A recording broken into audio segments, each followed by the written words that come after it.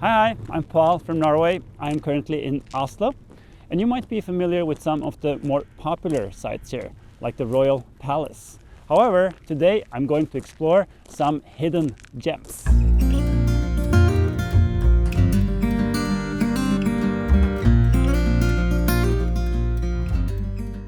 So the first hidden gem that I want to show you is on the west side of Oslo. I took the tram here, number 13, to Lilleaker, and I'm going to walk a couple of minutes from here to a place called Fåbro gård, the Fåbro Farm. The Fåbro Farm is a local favorite found in an oasis of fruit trees, greenhouses, and a small community garden. The farm building was built around 1750 and is the oldest building in this part of town. Inside the red barn you'll find a sourdough bakery with organic ingredients, and you can enjoy the fresh buns out in the garden, courtyard, or inside the cozy café. In the farm's shop are hand-picked products for home decoration, but also homemade fruit juice and jam from the farm. I think this is a really nice place to head for a little outing, and to be honest, they have some of the best baked buns in Oslo. While visiting, I sat down to have a chat with Victoria Dam, who is one of the founders behind the concept. Ja, så jeg sitter her med deg, Victoria. Du en av eierne her. Ja, grunder av Fåbro gård da. Jag och mannen min. Og dere har jo noen fantastiske bakevarer her. Hva det vi har her sånn? Ja, men här har vi då vår kardemummabulle, och det var väl egentligen den som tog av först. Och så har vi vår kanelbulle också då. Det är ju egentligen en helt vanlig kanel- och kardemummabulle, men vi bakar ju med väldigt bra råvaror. Mest är ekologisk eller närproducerat. Rullar allt för hand och låter allting ta tid och så. Jag hör att du är ju svensk. Ja. I Sverige så kallar man väl det här för en fika. Precis, fika är viktigt, och vi har liksom saknat den fikakulturen. Jag tycker det är viktigt, och det är liksom för hela det här konceptet också, att man ska komma hit till den här miljön och slappna av och kunna liksom, och inte ha den här stressiga vardagen, utan bara få koppla av och ta en paus då. Ja, jag syns det är viktigt att vi norrmän också blir goda på fika. Ja, verkligen. Viktigt. And with a full belly of baked buns, I say goodbye to Fåbro gård and head off to gem number 2. So we just stepped into the grounds of the Vigeland Park, and this is one of the biggest sites that you have in Oslo. What a lot of visitors don't know, however, is that as you enter, if you veer off to the left, you can come to a very nice little museum known as the Oslo City Museum. The Oslo City Museum showcases a wide range of exhibits that tell the story of Oslo's development from its Viking origins to the modern metropolis it is today. You find an extensive collection of artifacts and other objects, which provide insights into the city's heritage. Learn about such as the history of Oslo's working-class neighborhoods, see how people have lived, and also find an exhibit dedicated to Oslo during the Second World War. A collection of paintings show Oslo's transformation through the eyes of different artists over the centuries. Here I am with museum host Cecilia, introducing me to the story of how a Danish king moved the city and named it after himself. Christian IV, he was the king of Denmark and Norway, and after the city of Oslo burned down in 1624, he moved the city closer to the Akershus fortress.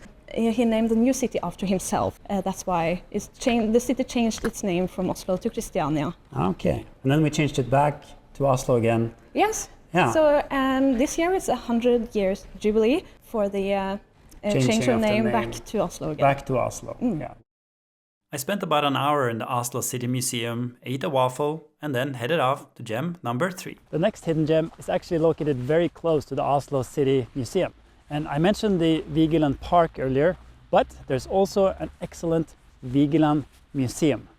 The Vigeland Museum is housed in a beautiful neoclassical building and served as both home and studio for renowned artist Gustav Vigeland from 1924 until he passed away in 1943. The museum's collection consists of a wide range of Vigeland's works, from early models to finished sculptures. You'll find a variety of art depicting the human form in all its stages of life, from infancy to old age. Vigeland's mastery of form and expression is evident in every piece, with emotions ranging from joy and serenity to anger and despair. In one room you can find a layout of the Vigeland Park and also a full-size plaster model of the famous monolith sculpture. This museum is a unique and fascinating destination for art lovers, and offers a great addition to visiting the park for those who want to admire more of Vigeland's work. So if you've been to the Vigeland Park, you've for sure seen the Angry Boy, which has become like an icon for the park. And this one is one of the first plaster models that Vigeland made of the Angry Boy. Next step is to create this iron skeleton, which would be used for forming clay onto it. These small crosses are for holding the clay in place. Then you can see the finished clay model here of the Angry Boy, which eventually will be covered with plaster, and it'll end up looking like this. So this is will be like a hollow plaster model, and they'll put chemical on the inside so that they fill plaster into here. It will not stick to the existing mold, and then eventually you will end up with a positive mold like the one you see here. So then they will take the plaster model, like you see it here, and then they would make piece molds like here, which they would use to cast it into bronze, just like the way you see it in the park. So today is Sunday, which means that there's a lot of flea markets around in Oslo. And one of my favorite flea markets in Oslo is the one at Blå. And this is an area that is located just next to the Akerselva River. The Sunday market at Blå is located in the trendy Grünerløkka district of Oslo. It's a quite vibrant and eclectic flea market and a great place to find vintage clothing, handmade crafts, records, artworks, and other treasures. There's a lively atmosphere here, and the market is a popular destination for both locals and tourists. Definitely worth a visit if you're looking for a unique shopping experience when you visit Oslo. For the next gem, I head down to the waterfront to catch a harbor ferry, departing just in front of the city hall. These electric ferries go all year around out to the islands of Oslo, and is a great way to combine an inexpensive fjord cruise with an island hopping experience. My plan is to visit one of the hytteøyene, the cabin islands. These are islands dotted with small, colorful cottages, and as a visitor, you're free to stroll around. I'm getting off at the second stop, to the island known as Lindøya. Once off the ferry, I begin exploring all the small paths which take you to different parts of the island. My goal is to walk from the east and over to the west end of the island, where there's another dock for the ferry. For a guided group tour of the Oslo Islands, check out a link I posted below. This island is just so charming, incredibly charming. We're dotted with all these small cabins, and there are little hiking paths you can walk on. And you have the right to roam, like you do pretty much everywhere in Norway. So you can walk anywhere, but you can't walk into anyone's garden. So be mindful when you're out here. Don't go knocking on any doors or looking through any windows. But except for that, you can walk freely around and just enjoy this very beautiful gem, which is so close to the city center. The history of these cottages stretches about 100 years back in time, when they were built by workers from the city. Most of them are still owned by locals and have become a popular retreat during the summertime. Strolling around is such a great experience, as you get up close to nature, walking along the shoreline, and small hilltops provide amazing views of the fjord. So there are basically two ways off the island. Either you can hop on the ferry where you got off and then ride the ferry full circuit. It will take about 45 minutes back to downtown. Or you can walk across the island like I did. And there's another dock here on the west side where you can jump on a ferry, and then it's about 15 minutes back to downtown. The last gem is located in the forest of Oslo, and you can get there by hopping on metro line number 1 to Frognerseteren.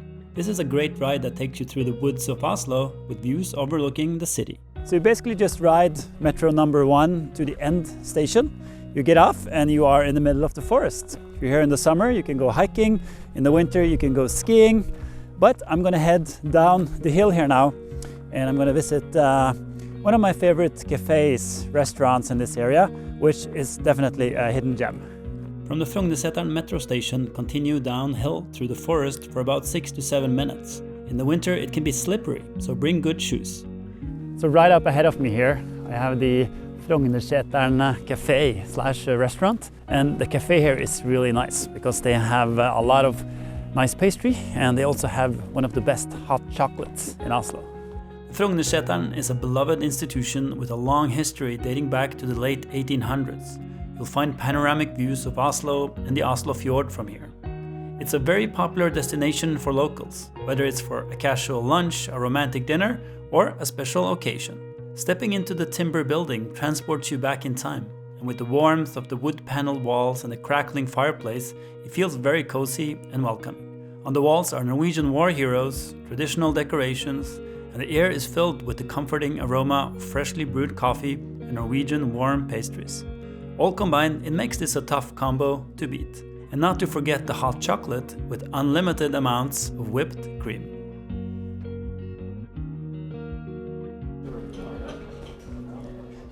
This really is the best hot chocolate in Oslo. I hope you enjoyed these hidden gems, and if you ever need a local guide when you come to Oslo, make sure to look me up. Ha det bra!